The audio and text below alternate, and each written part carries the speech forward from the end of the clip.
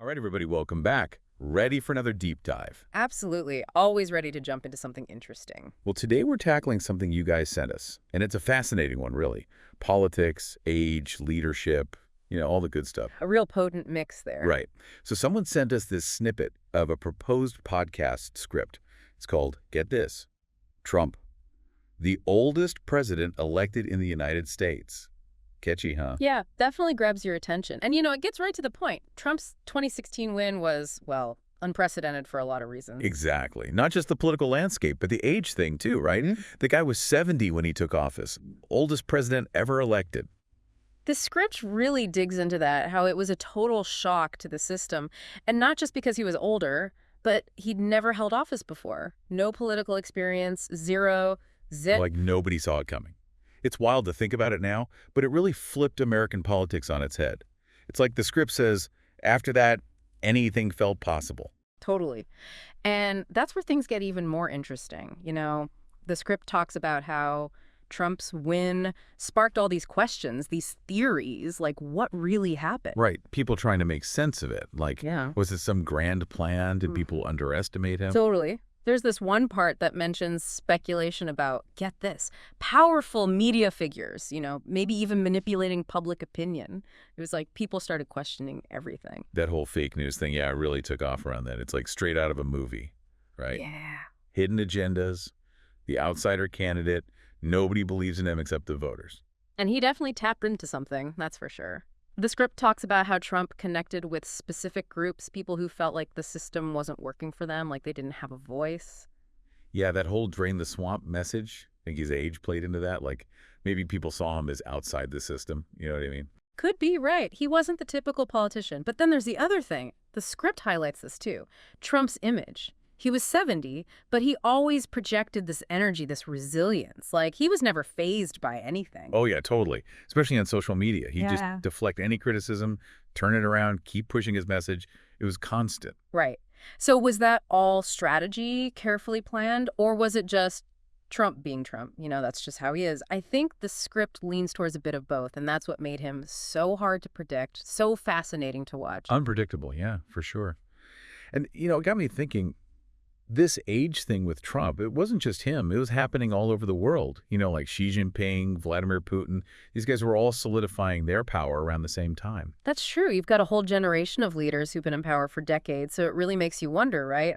Does age equal wisdom and leadership, or does it lead to stagnation? I mean, is there a point where maybe fresh perspectives are needed? Big questions, right? And the script ends with a bit of a cliffhanger. Yeah. It mentions that Trump might try to get back into politics. Oh, yeah, and that age thing, it'll be a huge factor. Love him or hate him, the guy's a disruptor, right? He changed the game. And his age, it's a big part of his story, how it all plays out. Absolutely. So we talked about age and leadership, its impact on American politics, and the enigma that is Donald Trump. Oh, yeah. But this goes even deeper, right? What about the future? That's the thing, isn't it?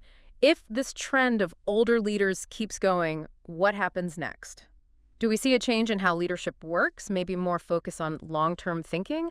Or does it create an opening for younger generations to step up and shake things up? Wow, I never thought about it like that. So much to consider. That's the beauty of these deep dives, always something new to uncover. Thanks for joining us on this one, folks. Keep those brains buzzing. Okay, so today we're taking a deep dive into something a little different. Uh-huh. We're actually just looking at one single source today. Okay. And it's actually a podcast script. Interesting. It's called Left Behind by Trump. Kamala Harris avoids public speech. Wow, that title is, that's something. Yeah, I mean, it definitely makes you want to, read more, right? For sure, for sure. It brings up that contrast between Trump and Harris, Totally. Trump was always holding those huge rallies, always in the spotlight. Right, front and center. And then you have Harris, who's been much more, low-key. Yeah, she's definitely taken a different approach. And the script kind of gets into the why of it all, It's like it's trying to unpack the strategy behind it, or maybe the lack of strategy. Who knows? Yeah. It makes you wonder, is this intentional? Is it part of some bigger plan we're not seeing? Right, right. Like, are they keeping her under wraps for some reason? The script throws out a few ideas, like maybe they're trying to keep the focus on Biden, especially with the 2024 election coming up. Yeah, that makes sense. I mean, he is the one running, right? Exactly. Yeah. But then the script also brings up this idea of tension, like maybe there's something going on behind the scenes. Oh, interesting. Like what? Well, it kind of hints that maybe there's some disagreements about who gets to speak and when and about what. Huh. So not just about Harris's public appearances, but like her role in general. Yeah, and there's this one part that really stood out to me. It talks about Harris being sidelined during a major policy announcement. Really? Yeah, and that really got me thinking, like, maybe things aren't as harmonious in the administration as they want us to think. It's almost like they're trying to present a united front, but behind the scenes, it's a different story. Right, and that's where I think the script is really smart, because it gives you all these possibilities, all these different angles, but it doesn't tell you exactly why Harris is doing what she's doing. It's like it's leaving it up to us to draw our own conclusions. Exactly, and that's what makes it so interesting, especially with the 2024 elections right around the corner. Yeah, it makes you think, could this actually be a good strategy? Like, could this low-key approach actually work in her favor? It's hard to say, right? I mean, we've seen how the loud, outspoken approach can work, at least for someone like Trump. True, true. But maybe things are changing. Maybe this is a sign that the way politicians connect with people is evolving. Maybe.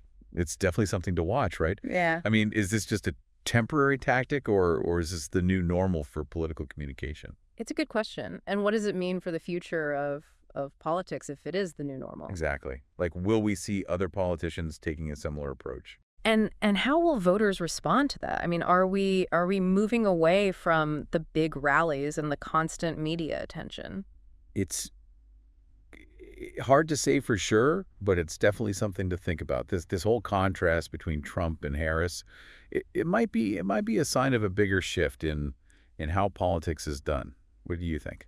I honestly don't know. It's fascinating to watch, though. Yeah, it'll be really interesting to see how this all plays out in the next election cycle. Absolutely. Who knows what kind of strategies we'll see them. Yeah, lots to ponder. For sure. Well, that's our deep dive for today. Thanks for having me. Thanks for joining us. All right, so we're diving deep today into the 2024 U.S. presidential election. And this source you sent over, it paints a picture of the election that's less about like who won or lost and more about how the whole thing felt like some kind of mystery. Yeah, it's wild, right? And it's not just laying out like, here's what happened. Right. It's playing with, the way we see the election. It's like, we've got a puzzle we got to figure out. Yeah, I mean, it even mentions like blockchain voting systems Right. and potential manipulation and stuff like straight out of like a spy movie or something. It's very cloak and dagger. Was this new technology, like blockchain, was that actually a factor in why it seemed so mysterious? Oh, for sure. Blockchain was like the buzzword, leading up to the election. Yeah. Everyone was talking about it. And the source mentions like all these concerns about, Testing. security and transparency. Like, could it be hacked? Is it really tamper-proof and that kind of thing? Right. And then, it's not a new thing. Every time there's like a new technology in elections, Yeah. we freak out a little bit. There's always anxiety. Well, speaking of freaking out, Yeah. the source also talks about all this like hidden motive stuff Oh, yeah. and power plays going on behind the scenes with some of the candidates. Mm-hmm. It even mentions Governor Abernathy Right? and like his sudden rise and all the rumors about backroom deals and stuff. Oh, yeah. Abernathy, he came out of nowhere. Yeah. But is there anything to those claims, or is it all just like juicy gossip? Well, Abernathy's campaign, it was definitely different. He was a nobody and then boom, Yeah. he's topping the polls. And the source highlights how his campaign was all over social media Right.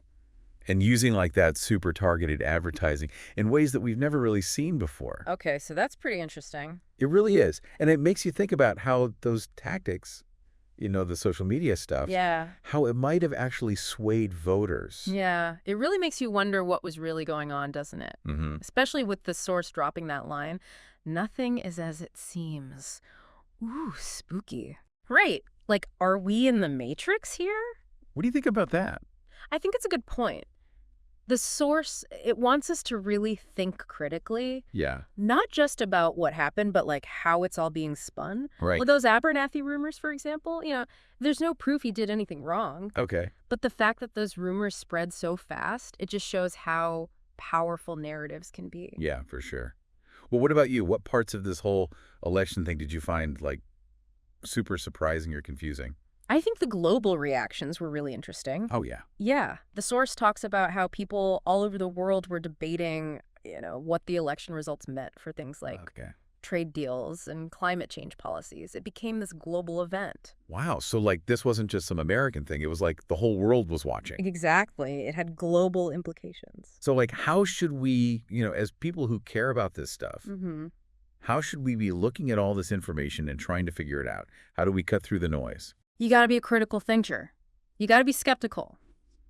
Question everything. Okay. Like when you see a news story, ask yourself, who's writing this? Okay. What's their agenda? Are they showing me the whole picture or just one side? Okay. Yeah. Yeah. Don't just believe everything you see or hear.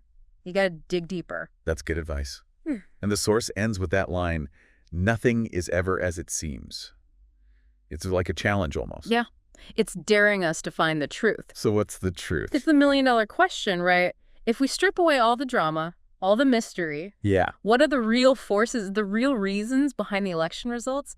That's something we should keep exploring. Right on. So to everyone listening, don't just accept the mystery. Keep Yeah. digging, keep questioning, and you might just find the real answers hiding in plain sight. That's the fun part. Exactly. All right, that's our deep dive for today. Thanks for listening. Thanks for having me. We'll catch you next time. See ya. Bye-hi.